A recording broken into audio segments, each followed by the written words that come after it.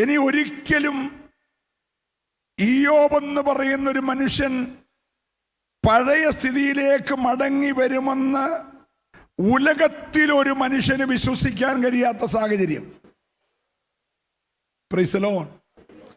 ഏതെങ്കിലും ഒന്നിനെ നോക്കിയിട്ട് 10 പിള്ളേരിൽ 9 എണ്ണം ചത്തുപോയാലും ഒരു കൊച്ചനുണ്ടല്ലോ, അവന് നല്ല വിദ്യാഭ്യാസമുള്ളവനാ, വിദേശ രാജ്യങ്ങളിലൊക്കെ ചില ബന്ധവും കാര്യവും പോവുകയും വരികയൊക്കെ ചെയ്യുന്നവനാ, അവനെ കൊണ്ടെങ്കിലും ചിലപ്പം തിരിച്ചു പിടിക്കുമായിരിക്കും.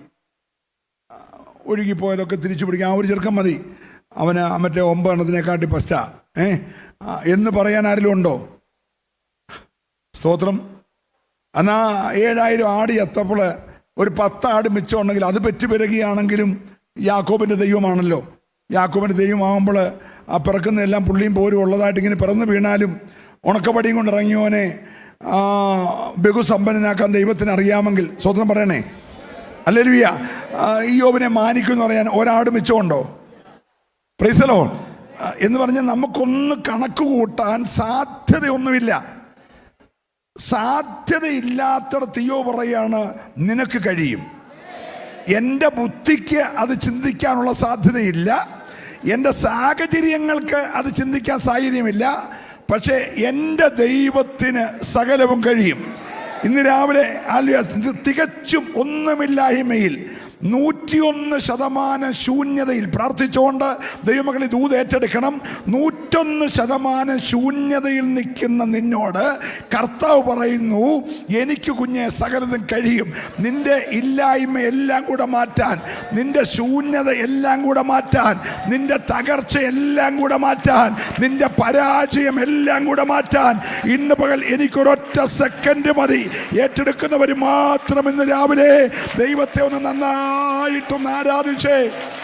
ഓരാ ബലഗ ശൈഡ രമന അർത്തുര ദിഗലെ രമന ബലബസ് ഓ ദീപാര ബാബാ ബാബാ ബാബാ ബാബസ്. Hallelujah. Praise the lord. Praise the lord. നോക്കിയേ, ഈ 42-ാം അധ്യായം വരുമ്പോൾ പരാജയത്തിൻ്റെ നെല്ലിപ്പല കണ്ടൊരു മനുഷ്യന്റെ നേരെ സാക്ഷാൽ തമ്പുരാൻ ഇറങ്ങി വന്നും വെച്ച് കുറേയേറെ ചോദ്യം. പരീക്ഷാ ഹോളിൽ പോലും ഇത്രയും ചോദ്യം വരത്തില്ല. 38, 39, 40, 41 വായിച്ച് നമ്മൾ തന്നെ കള്ളു തണ്ണിപ്പോവും. എന്തിനാ ഈ മനുഷ്യനോട് ഇത്രയും ചോദ്യങ്ങൾ ചോദിക്കുന്നത്? സൃഷ്ടിപ്പിന്റെ മഹത്വം നിനക്കറിയാമോ? സ്തോത്രം. നക്ഷത്ര രാശികളുടെ ബന്ധനം നിനക്കറിയാമോ? സ്തോത്രം. ഞാൻ സൃഷ്ടിച്ച ചില മൃഗങ്ങളുടെ ശക്തി നിനക്കറിയാമോ? കാട്ടാടുകളുടെ പ്രസവകാലം നിനക്കറിയാമോ? വനഗർത്തങ്ങളുടെ ശക്തി നിനക്കറിയാമോ? ചോദ്യങ്ങൾ എന്ന് പറഞ്ഞാൽ എന്തോ ഒരു ചോദ്യങ്ങളാണ് ചോദിക്കുന്നത്. സ്തോത്രം. ചോദ്യങ്ങൾ കേട്ട മനുഷ്യൻ വാപൊത്തി. ഇന്നലെ വരെ സ്നേഹിതന്മാരോട് ചുട്ട മറുപടി പറഞ്ഞ മനുഷ്യൻ, ഭാര്യയെ പൊട്ടിന്ന് വിളിച്ച് മറുപടി പറഞ്ഞ മനുഷ്യൻ, പിശാചിന്റെ മുഖത്ത് നോക്കി മറുപടി പറഞ്ഞ മനുഷ്യൻ, പ്രൈസ് ദി ലോർഡ്, ദൈവത്തിന്റെ മുമ്പിൽ വാപൊത്തി, കൈകൊണ്ട് വാപൊത്തി. എന്നിട്ട് ഒറ്റ വാക്കിൽ ഉത്തരം മുഴുവൻ പറഞ്ഞു. 77 ചോദ്യത്തിന് ഒറ്റ ഉത്തരം, നിനക്ക് കഴിയും. എനിക്ക് കഴിയത്തില്ല. ഈ ചോദ്യത്തിന്റെ ഉത്തരം പറയാൻ എനിക്ക് കഴിയത്തില്ല, പക്ഷെ നിനക്ക് കഴിയും. ഇന്ന് രാവിലെ നിന്റെ മനസ്സിൽ 1000 ചോദ്യം 10 ദിവസമായി നീ എഴുതി വെച്ച് ചോദിക്കുക, കർത്താവേ ഇതിന്റെ മറുപടി എവിടാ, ഇതിന്റെ ഉത്തരം എവിടാ, ഇതിന്റെ വിടുതൽ എവിടാ, ഈ സൗഖ്യം എവിടാ, ഈ വഴി എവിടാ? സ്വർഗം ഇന്ന് പകൽക്കാലം നിന്നോട് പറയുന്നു, നിന്റെ ദൈവത്തിന് സകലവും കഴിയും. വിശ്വസിക്കുന്നവർ മാത്രമേ ഇന്ന് പകൽ ആരാധിക്കാവുള്ളൂ. അസാധ്യമെന്ന് നിന്റെ കാതിൽ പിശാച് മന്ത്രിച്ച വിഷയങ്ങൾക്ക് ഓ റബാബ ശാന്തര റൗഡ രമന ഓ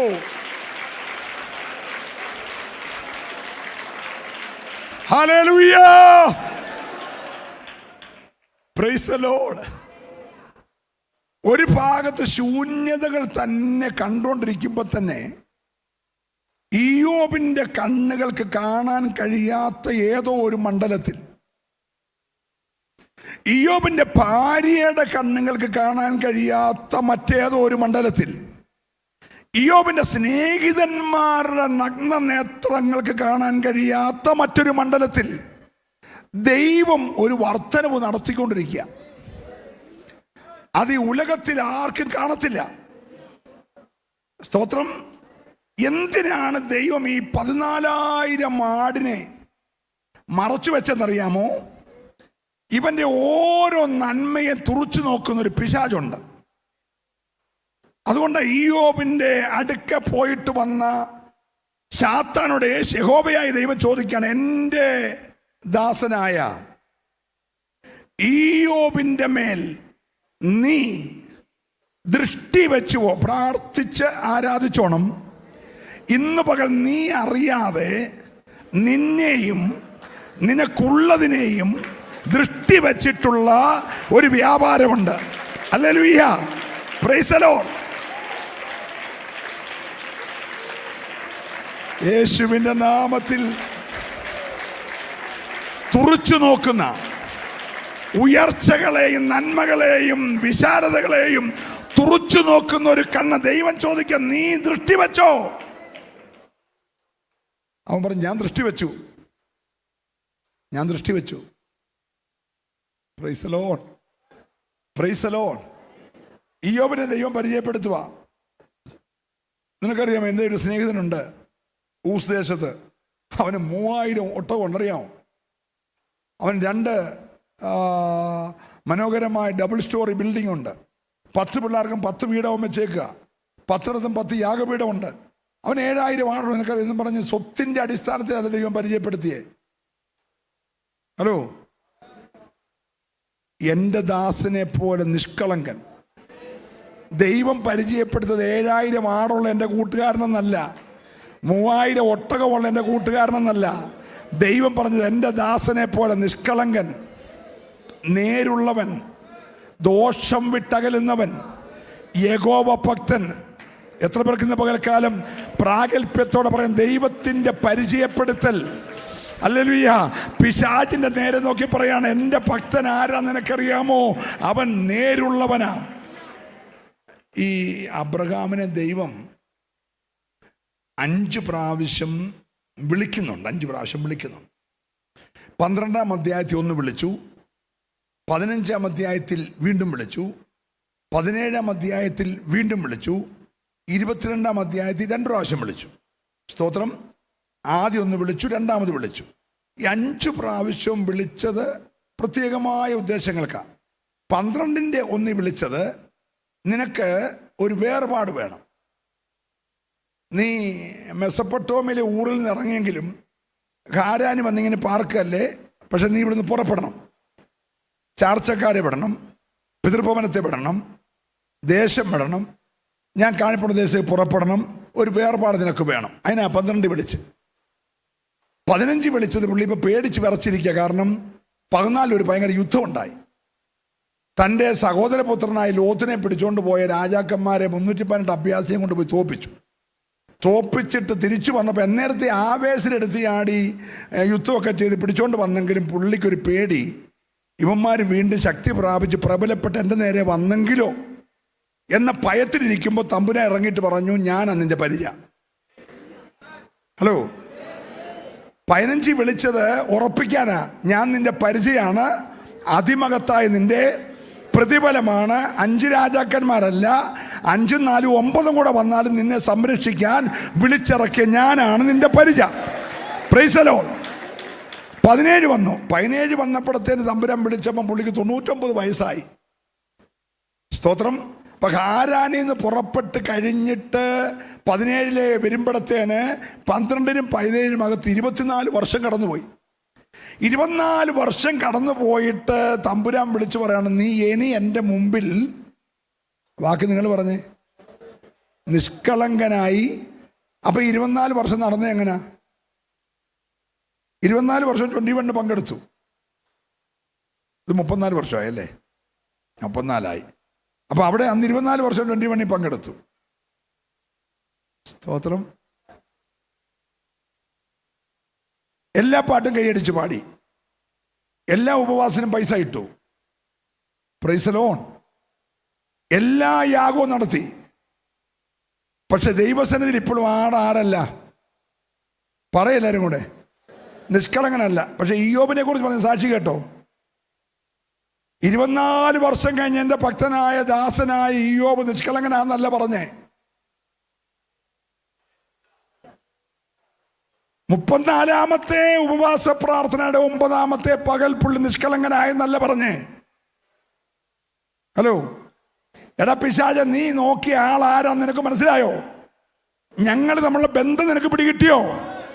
അവന്റെ സമ്പത്തിന്റെ അടിസ്ഥാനത്തിലല്ല, അവൻ എൻ്റെ ഭക്തനാണ്, അവൻ നിഷ്കളങ്കനാണ്, അവൻ നേരുള്ളവനാണ്. ഇന്ന് പകൽക്കാലം വാദിക്കുന്ന പോരിനോട് സ്വർഗത്തിന് പറയാൻ നിന്റെ മേലൊരു സാക്ഷ്യം ഇന്ന് പകൽക്കാലം ഉണ്ടാകണം. ഏറ്റെടുക്കുന്നവരാരും അവനമായിരിക്കരുത്. സ്വർഗം പറയാണ്, എൻ്റെ ദാസൻ നിഷ്കളങ്കന്.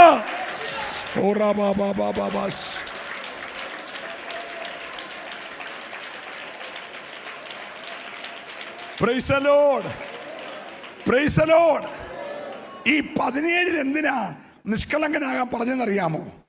ഈ കർത്താവിന് ഒത്തിരി ദിവസം കൊണ്ട് ഒരു ആഗ്രഹമുണ്ട്, കുടുംബമായി ഈ പിതാവും പുത്രനും പരിശുദ്ധാത്മാവും കൂടെ ഈ വേർപാട് പാലിച്ച് ഇറങ്ങിത്തിരിച്ച് അബ്രഹാമിൻ്റെ വീട്ടിൽ ഒരു വിസിറ്റിന് പോയി ഒരു ബ്രേക്ക്ഫാസ്റ്റ് കഴിച്ചാൽ കൊള്ളാമെന്ന് ആഗ്രഹമുണ്ട്. എല്ലാവരും എൻ്റെ കൂടെ വരണേ. സ്തോത്രം. പക്ഷെ ഈ പുള്ളി ഒന്ന് നിഷ്കളങ്കനായിട്ട് വേണ്ട ആ കൈ കൊണ്ട് 1 രൂപ ചോറ് മേടിച്ചുണ്ണാൻ. നമ്മൾ മിണ്ടുന്നില്ല. ഹലോ, മനസ്സിലാകുന്നുണ്ടോ? 17 നിഷ്കളങ്കനായി 18 രാവിലെ കണ്ട് വെളുപ്പിനെ കണ്ണ് തുറക്കുമ്പോൾ നോക്കുമ്പോൾ കയറി വരുക. മനസ്സിലാകുന്നുണ്ടോ? ഇന്ന് പകൽ നീ കറക്റ്റാണ്, രാവിലെ സ്വർഗം വീട്ടിൽ വരും. ഉറപ്പുണ്ടല്ലേ ആരാധിക്കാവുള്ളൂ. നീ ഇന്ന് രാവിലെ ദൈവസന്നിധി കറക്റ്റ് ആയാൽ സ്വർഗം നിന്റെ വീട്ടിൽ രാവിലെ ഇറങ്ങി വരും. വിശ്വസിക്കുന്നവർ ആരാധിക്കണം. ഈ പകൽ നിന്റെ വിഷയത്തിന് മറുപടി തരാൻ, നിന്റെ വാഗ്ദത്തം നിവർത്തിക്കാൻ, നിന്നോട് പറഞ്ഞത് നിവർത്തിക്കാൻ. ഓ Jesus, hallelujah, praise the lord. ഇപ്പൊ 17 വിളിച്ചത് തമ്പുരാൻ പറഞ്ഞ, അബ്രഹാമേ, നീ ഇനിയും എൻ്റെ മുമ്പിൽ നിഷ്കളങ്കനായി നടക്കണം. Price the lord, praise the Lord. അപ്പൊ വയസ്സ് എത്രയായി? 99. കഴിഞ്ഞ 24 വർഷം യാഗം കുറഞ്ഞിട്ടുണ്ടോ? കഴിഞ്ഞ 24 വർഷം ദൈവത്തിൻ്റെ സന്നിധിയിലുള്ള ഭക്തി കുറഞ്ഞിട്ടുണ്ടോ? പക്ഷെ ഹൃദയത്തിനകത്ത് ഇപ്പോഴും ഇച്ചിരി പ്രശ്നങ്ങളൊക്കെ ഉണ്ട്. അത്യാവശ്യം വന്നാൽ സാറ പെങ്ങളാന്ന് പറയും. എപ്പോഴും ഇല്ല. സ്വയരക്ഷയ്ക്ക് വേണ്ടി പുള്ളി എന്തും പറഞ്ഞു കളി. Hello, praise the Lord. മനസ്സിലാകുന്നുണ്ടോ? ഇതൊക്കെ പറയുമ്പോൾ തന്നെ ശാലേൻ രാജാവിന് ദശാംശം കൊടുക്കുന്നുണ്ട്. Hello, praise the Lord. നമ്മുടെ ധാരണ ദശാംശം കൊടുത്ത പ്രശ്നം തീരുന്ന. പക്ഷെ തമ്പുരാൻ പറഞ്ഞു, ദശാംശമൊക്കെ ശാലേൻ രാജാവിന് തന്നു, പക്ഷെ നീ ഇനി ആരാകണം? 17 കറക്റ്റായി 18 നോക്കുമ്പോൾ രാവിലെ സൂര്യൻ ഉദിക്കുന്നതിന് മുമ്പേ അതിരാവിലെ നോക്കുമ്പോൾ ദേ സ്വർഗം ഇനി ഇറങ്ങി വന്നു. ഇന്നൊരു പകൽ നിന്റെ വീട്ടിലോട്ട് വരാൻ ആഗ്രഹിക്കുക, നിന്റെ വാഗ്ദത്തം നിവർത്തിക്കാൻ, നിന്റെ ദൈവത്തിന്റെ ആലോചന നിവർത്തിക്കാൻ, ദൈവത്തിന്റെ പദ്ധതി നിന്നെ നിറവേറ്റാൻ വിശ്വസിക്കുന്നവർ മാത്രം ഈ രാവിലെ ദൈവത്തെ ഒന്ന് സ്തുതിച്ച് ഒരു പരമാർത്ഥ ഹൃദയത്തോടെ ഇന്ന് രാവിലെ ദൈവത്തെ ഒന്ന് സ്തുതിച്ച് ആരാധിക്കേണ്ടതിന്. ഹല്ലേലൂയ.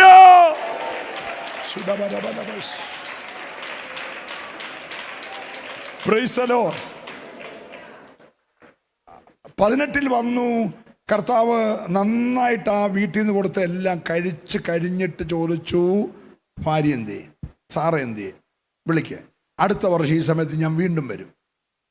ഒരിക്കൽ വന്ന് നിന്റെ ആതിഥ്യം ഇഷ്ടപ്പെട്ടാൽ അടുത്ത വർഷവും വരും.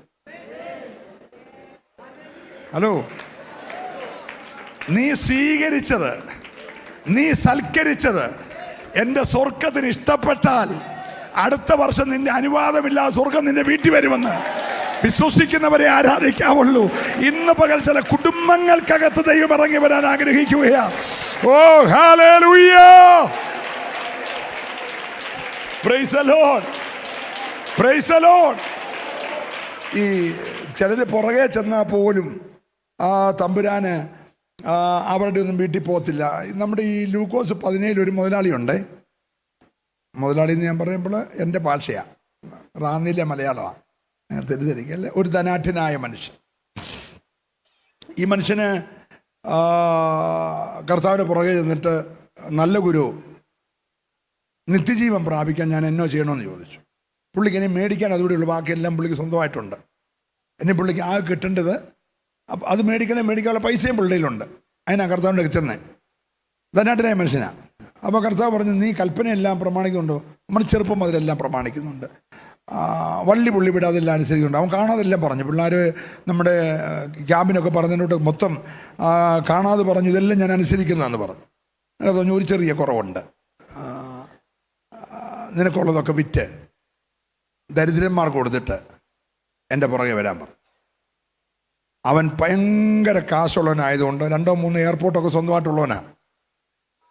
ഹലോ, അവൻ ഭയങ്കര കാശുള്ളവനായതുകൊണ്ട് ദുഃഖിച്ച് തൻ്റെ വീട്ടിലോട്ട് പോയി.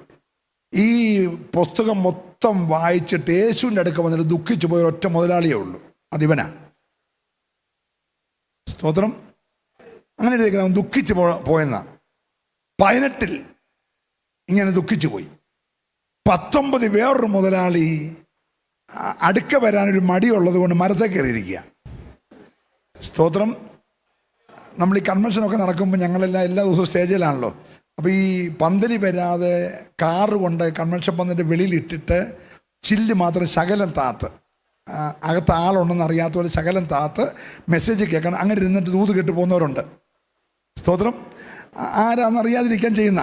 അതുപോലെ ഇവനും വന്നിട്ടുണ്ട് യോഗത്തിന്. പക്ഷേ അവൻ യേശുവിനെ കണ്ടാൽ മതി, നിത്യജീവനൊന്നും വിലയ്ക്ക് മേടിക്കേണ്ട കാര്യമൊന്നുമില്ല, ഒന്ന് കണ്ടിട്ട് പാമെന്നാ. പക്ഷേ കർത്താവ് കറക്റ്റ് അതിൻ്റെ ചോട്ടി വന്നുകൊണ്ട് നീ ഇറങ്ങി വരാൻ പറഞ്ഞു. പേര് ചൊല്ലി വിളിച്ച് അവന് ചില ബന്ധപ്പെട്ട് ഇറങ്ങി വന്നു. ഇറങ്ങി വന്ന് പറഞ്ഞു, ഞാൻ നിൻ്റെ വീട്ടിലോട്ട് വരുവാന്ന് പറഞ്ഞു. ക്ഷണിച്ച കേസേ അല്ല, ഇന്ന് ഞങ്ങളുടെ വീട്ടിൽ കൂടെ വന്നിട്ട് അവൻ ക്ഷണിച്ച കേസല്ല. പക്ഷേ കർത്താവിൻ്റെ ഇടപെടൽ കണ്ടോ. ഒരുത്തൻ വന്നിട്ട് അവന് ഇനി ആയുസ് വരാത്ത രീതിയിൽ അവൻ പോയി. പക്ഷേ ഇവനെ കർത്താവ് വിളിച്ചിട്ട് പറയുകയാണ്, ഞാൻ നിൻ്റെ വീട്ടിലോട്ട് വരിക എന്ന് പറഞ്ഞു. സ്തോത്രം. വീട്ടിലോട്ട് വരുക എന്ന് പറയുമ്പോൾ ഇവൻ പറയാണ്, എൻ്റെ വീട് ഇച്ചിരി അഡ്ജസ്റ്റ്മെൻറ്റിലൊക്കെ ഞാൻ പണിതേക്കുന്നതാ, നീ വരാൻ പറ്റിയ വീടല്ല, അതുകൊണ്ട് നീ വരുവാണെങ്കിൽ ഞാൻ എനിക്കുള്ളതെല്ലാം വിറ്റ് 4 ഇരട്ടി കൊടുക്കാനുള്ളവർക്കെല്ലാം. കാരണം കർത്താവ് വരണമെങ്കിൽ ഞാൻ കുറെ ക്രമീകരണം ചെയ്യണം. അത് വഴി വെച്ച് ചെയ്യുമോ പുള്ളി? ഹലോ, എൻ്റെ വീട്ടിൽ കർത്താവ് വരണേ വഴി വെച്ച് അവൻ ക്രമീകരണം ചെയ്യുക. കാരണം ഇവൻ അറിയാൻ കയ്യിലിരിക്കുന്ന മുഴുവനും കയ്യിലിരിപ്പാന്ന്. അതുകൊണ്ട് അവൻ പറഞ്ഞു, ഞാൻ വീട്ടിൽ വരുന്നതിന് മുമ്പ് എല്ലാം കൊടുത്തേക്കാമെന്ന് പറഞ്ഞു. Praise the lord, praise the lord. യേശു ആ വീടിൻ്റെ വാതിലോട് ചവിട്ടിട്ട് പറഞ്ഞു, ഇന്ന് ഈ വീടിന് രക്ഷ വന്നു. കർത്താവ് പറഞ്ഞു, ഞാൻ നിൻ്റെ വീട്ടിൽ താമസിക്കാൻ പോകുന്നു. മരത്തെ കാണാൻ കൊതിച്ചിരുന്നവൻ്റെ വീട്ടിൽ പോയി താമസം തുടങ്ങി. കർത്താവിൻ്റെ ഒരു സ്വഭാവം മനസ്സിലായോ? ഹല്ലേലൂയ. ഒരുത്തൻ വന്നിട്ട് ദുഃഖിച്ചു പോയി, അവൻ ആയുസ് തിരിച്ചു വന്നിട്ടില്ല. ഒരുത്തൻ കാണാൻ കുറച്ചേ ഉള്ളൂ, പക്ഷെ അവൻ്റെ വീട്ടിലങ്ങ് താമസമാക്കി. ഹല്ലേലൂയ. ഇന്ന് പകൽ നീ ഒന്ന് ക്രമീകരണം പ്രാപിച്ചാൽ കർത്താവ് നിന്റെ അനുവാദമില്ലാതെ വീട്ടിലോട്ട് താമസിക്കാൻ വരികയാ. സന്തോഷമുണ്ടേ, ദൈവത്തെ ആരാധിച്ചോണം. ഈ പകൽ നീ ഒറ്റയ്ക്ക് മടങ്ങിപ്പോകരുത്, ഈ സാന്നിധ്യം കൂടെ വരാൻ തയ്യാറാ. ഹല്ലേലൂയ. നല്ലൊരു ഹല്ലേലൂയ പറഞ്ഞേ. അപ്പൊ ഈ അബ്രഹാമിനോട് ദൈവം മെസൊപ്പൊട്ടേമിയ ഊരിൽ നിന്ന് വിളിച്ചിറക്കി, ഹാരാനി വന്ന് പാർത്തു, തേരക അവിടെ വെച്ച് മരിച്ചു. അത് കഴിഞ്ഞിട്ട് മുൻപോട്ട് യാത്രയായി 12 വെളിപ്പെട്ടു, 15 വെളിപ്പെട്ടു, 17 വെളിപ്പെട്ടു, 18 വീട്ടിൽ വന്നിട്ട് കർത്താവ് പറഞ്ഞു, ഞാൻ അടുത്ത വർഷം വരും. അടുത്ത വർഷം വരുമ്പോൾ നിങ്ങൾ രണ്ടും തന്നെയല്ല, ഞാൻ നിന്നോട് 25 വർഷം പുറകിൽ പറഞ്ഞ വാഗ്ദത്തം നിന്റെ കയ്യിലുണ്ടായിരിക്കും.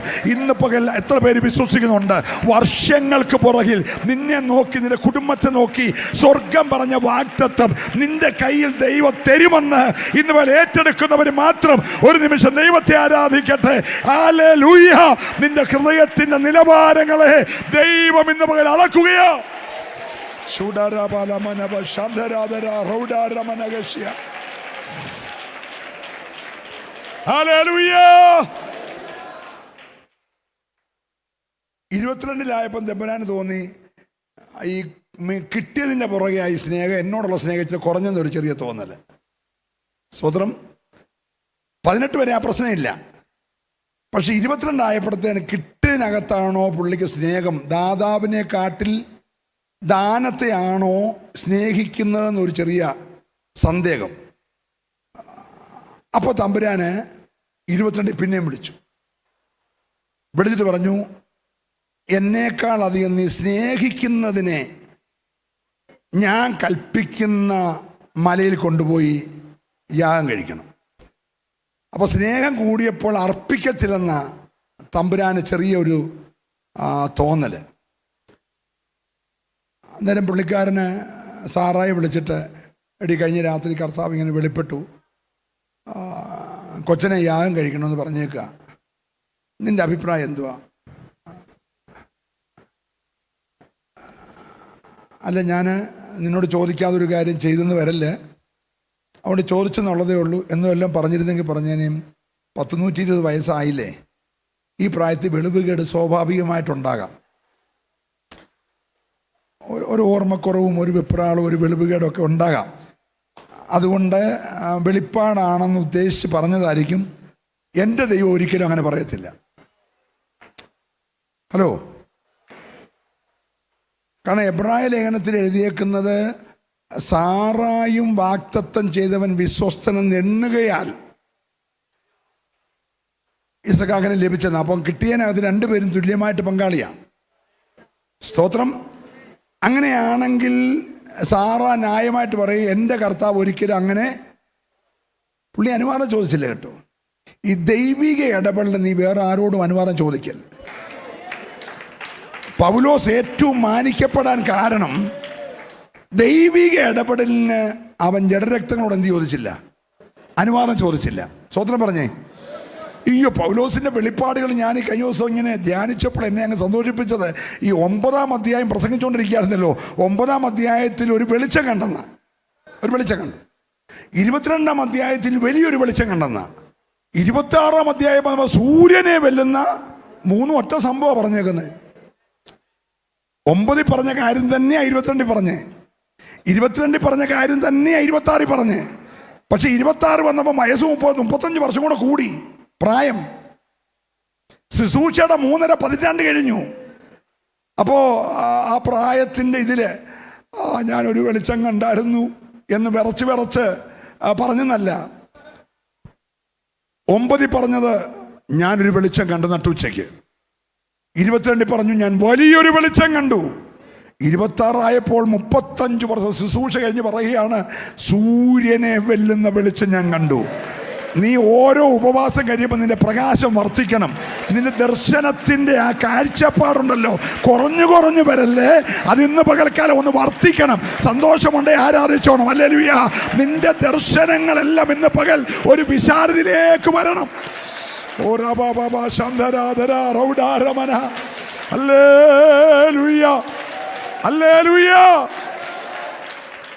അവിടെ വന്നപ്പോ പറയാണ്, ഞാൻ കണ്ട സ്വർഗീയ ദർശനത്തിന് എനിക്ക് എങ്ങനെ അനുസരണക്കേട് കാണിക്കാനൊക്കും? നോക്കി, പ്രായം അങ്ങോട്ട് മുന്നോട്ട് പോയി, ശുശ്രൂഷ അങ്ങോട്ട് മുന്നോട്ട് പോയി, 10-14 പുസ്തകമൊക്കെ എഴുതി കുറെ കഷ്ടതയിൽ അനുഭവിച്ച ഭക്തൻ പറയാണ്, ഇതിനൊന്നും എൻ്റെ ദർശനത്തെ തടയാൻ കഴിയത്തില്ല. ഓരോ പ്രതിസന്ധിയും എൻ്റെ ദർശനത്തിന്റെ പ്രകാശം വർദ്ധിപ്പിക്കുക. ഇന്ന് രാവിലെ പ്രതിസന്ധികളുടെ മുമ്പിൽ നീ പതറരുത്. നീ പറഞ്ഞ എൻ്റെ ദർശനത്തിന് ഇതുവരെയും ഒരു കേട് വന്നിട്ടില്ല. ഏറ്റെടുക്കുന്നവർ ശരിയായിട്ടിന്ന് പകൽ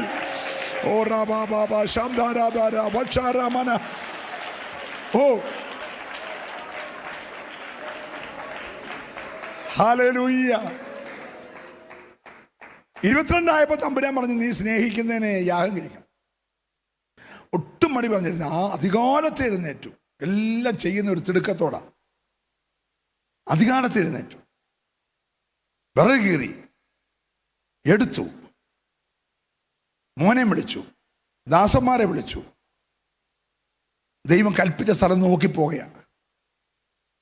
പകുതി വഴി വന്നപ്പോൾ ട്രാഫിക് ജാമ, ഇലക്ഷനൊക്കെ നടക്കാൻ പോവാ 10-ാം തീയതി. അന്നേരം വഴി ജാഥയും ബഹളവും, കേന്ദ്രമന്ത്രിയും കേരള മന്ത്രിയും നാട്ടിലെ മന്ത്രിയും എല്ലാം കൂടെ വരുന്നത് കൊണ്ട് ട്രാഫിക്കാണെന്ന് പറഞ്ഞ് എന്നാൽ പിന്നെ ഇവിടെ നടത്തിയിട്ട് പോകാമെന്ന് പറഞ്ഞ് ഒക്കുന്നിടത്ത് കയറി നടത്തിയിട്ട് പോയില്ല. ഹലോ, മനസ്സിലാകുന്നുണ്ടോ?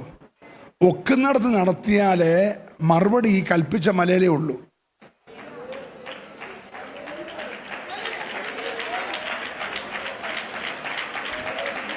നല്ല ഹല്ലേലൂയ പറഞ്ഞ് ആരാധിക്കണം. ഈ കൽപ്പിച്ച സ്ഥലത്തിൻ്റെ പ്രത്യേകത നിന്റെ കൊച്ചിൻ്റെ യാഗം മാത്രമല്ല, അതിൻ്റെ വിടുതൽ ഞാൻ അവിടെ വെച്ചേക്കുന്നേ. നീ ത്യാഗം സഹിച്ചാണെങ്കിലും ഞാൻ കൽപ്പിച്ചിടം വരെ പോകണം. ദൈവത്തിൻ്റെ കൽപ്പന അനുസരിക്കുമ്പോഴാണ് നിന്റെ വിഷയത്തിൻ്റെ മറുപടി തൊട്ടുപുറകെ വെളിപ്പെടുന്നത്. നല്ല സ്തോത്രം ഈ പകൽക്കാലം പറയണം. നിനക്ക് എന്തെങ്കിലും ഒക്കുന്നത് പോലെ ചെയ്യാനല്ല, ദൈവം കൽപ്പിക്കുന്നത് പോലെ ചെയ്യാൻ. Hallelujah.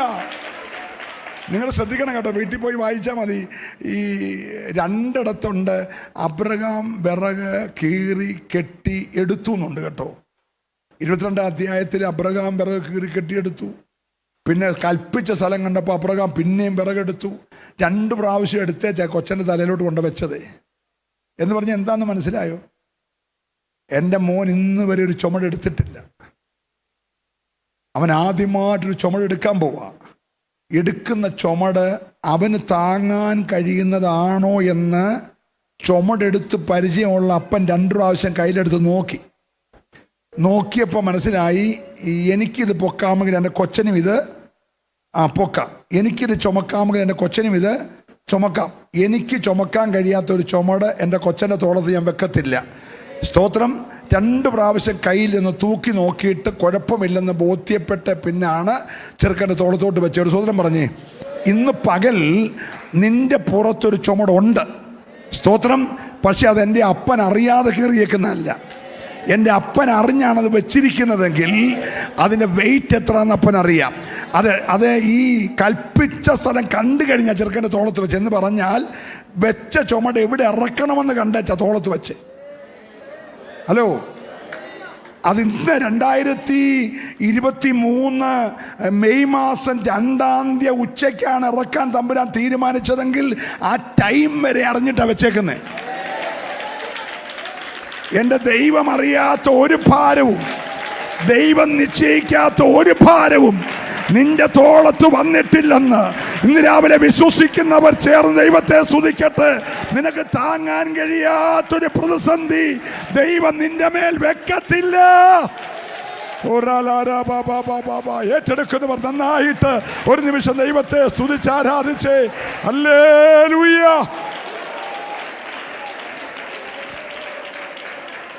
Praise the lord. Praise the lord. കരമുയർത്തി നല്ലൊരു ഹല്ലേലൂയ പറഞ്ഞു. അപ്പോൾ കൽപ്പിച്ച സ്ഥലം കണ്ടപ്പോൾ അബ്രഹാം പറഞ്ഞു, നിങ്ങളൊക്കെ ഇവിടെ നിൽക്കുക, ഞാനും എൻ്റെ മകനും കൂടെ അവിടുത്തോളം ചെന്ന് യാഗം കഴിച്ച് മടങ്ങി വരാം. എന്തോ പ്രത്യാശയുടെ വാക്കാണ് നോക്കി. സ്തോത്രം. ഈ മകനെ യാഗം കഴിക്കുന്ന എന്തെങ്കിലും ഒരു വെപ്രാളം ഈ മനുഷ്യൻ്റെ മുഖത്തുണ്ടോ? നോക്കി, ഈ പ്രായം നിങ്ങൾ പരിഗണിക്കണം. ഇത്രയും പ്രായമുള്ളൊരു മനുഷ്യൻ ഇത്രയും വലിയൊരു പ്രതിസന്ധി ഒറ്റയ്ക്ക് തരണം ചെയ്യാൻ പോവാം. തനിക്ക് വേണമെങ്കിൽ പറയാം, സാറേ എനിക്ക് പണ്ടത്തെ കൂട്ട് എല്ലാ കാര്യങ്ങളും അങ്ങനെ തന്നെ ചെയ്യാനുള്ള ബുദ്ധിമുട്ടുണ്ട്, നീ ഇവിടെ കൂടെ എന്ത് ചെയ്യണം, വരണം. പക്ഷേ ശുശ്രൂഷയുടെ കാര്യത്തിൽ കൂട്ടിന് വിളിച്ചില്ല. അത് ഞാൻ കഴിഞ്ഞ ദിവസം നമ്മുടെ അങ്കിളിൻ്റെ സാക്ഷ്യം കേട്ടപ്പോൾ എനിക്ക് ഭയങ്കര വില ഉണ്ടായി. കൂടെ ഒരാളെ കൊണ്ടുപോയാൽ എന്നെ പരിഗണിക്കുന്ന പോലെ ആ ആളിനെ പരിഗണിക്കണ്ടേ, അതുകൊണ്ടാണ് കൊണ്ടുപോകാത്തതെന്ന് പറഞ്ഞു. അങ്ങനല്ലേ പറഞ്ഞു. സ്തോത്രം. ഞങ്ങൾക്കൊക്കെ ആഗ്രഹമുണ്ട് ഒരാളെ കൊണ്ടുപോയാൽ കൊള്ളാമെന്ന്, പക്ഷെ വിളിക്കുന്നവർക്ക് അത് താങ്ങാനൊക്കത്തില്ലല്ലോ. Praise the lord. Praise the lord. അപ്പം ഈ അബ്രഹാമിന് ഈ പ്രായത്തെ പരിഗണിച്ചാണെങ്കിൽ പോകുന്ന വഴിക്ക് തലയിറക്കം ഉണ്ടാകുമോ, പ്രയാസം ഉണ്ടാകും. കാരണം കൊച്ചിനെ യാഗം കഴിക്കാൻ പറഞ്ഞ ചെറിയ കേസൊന്നുമല്ല. Hello, praise the lord. പക്ഷെ ഈ പ്രശ്നം ഒന്നും ആരെ അറിയിക്കാതെ ദൈവവും താനും തമ്മിൽ നേരിട്ട് തങ്ങൾ കൈകാര്യം ചെയ്യാം. എന്നാ അബ്രഹാം ഇത്രയും ധൈര്യം? പറഞ്ഞത് ദൈവമല്ലേ, വിളിച്ചത് ദൈവമല്ലേ, പോകാൻ പറഞ്ഞ ദൈവമല്ലേ. ആ ദൈവം ബാക്കിയെല്ലാം നോക്കിക്കോളും.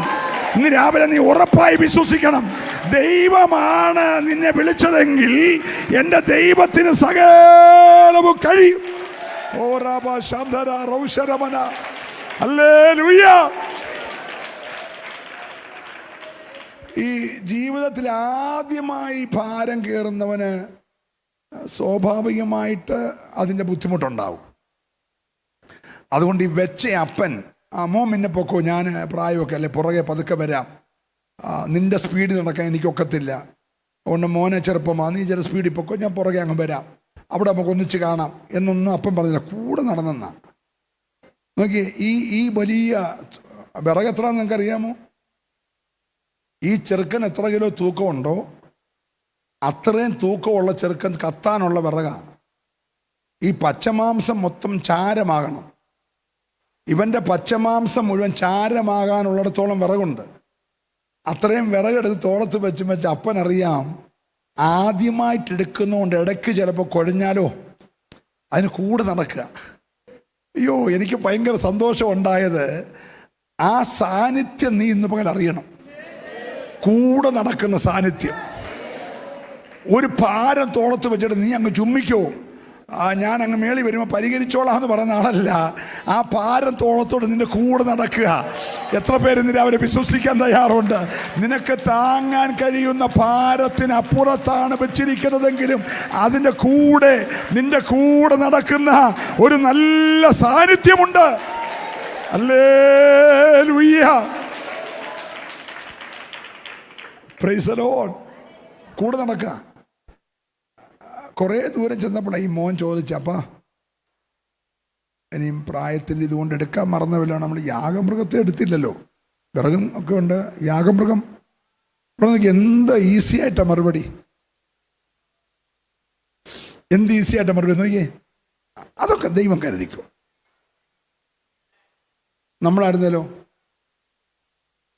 ഇടമോനെ ഞാൻ നിന്നോട് ഇതുവരെ പറഞ്ഞില്ലെന്നേ ഉള്ളൂ, എന്നാലും നീ ആണല്ലോ അടുത്ത എൻ്റെ അനന്തരാവകാശി, അപ്പം നീ ഇവിടെ അറിഞ്ഞിരിക്കണമല്ലോ.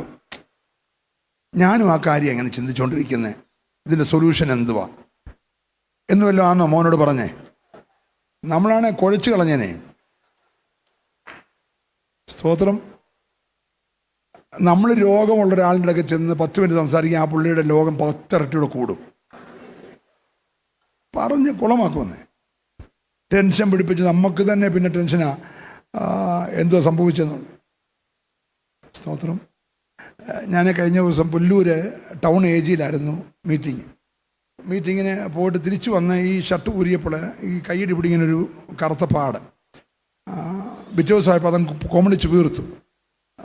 ഞാൻ കുളിച്ചപ്പോൾ അത് തോർത്തിയപ്പോൾ അതെല്ലാം കൂടെ അങ്ങ് ഉരിഞ്ഞു പോയി. അപ്പോൾ ഒരു വലിയ പാടായി.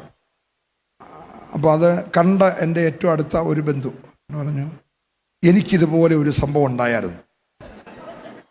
എന്നോട് പറയുക, എനിക്കിതുപോലെ സംഭവം ഉണ്ടായിരുന്നു.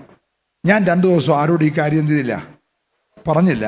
പക്ഷെ 3-ാമത്തെ ദിവസമായപ്പോൾ അത് നീര് വെച്ചു. പിന്നെ ഞാൻ ആദ്യം സായിപ്പിൻ്റെ അവിടെ പോയി, പിന്നെ പുഷ്പഗിരി പോയി.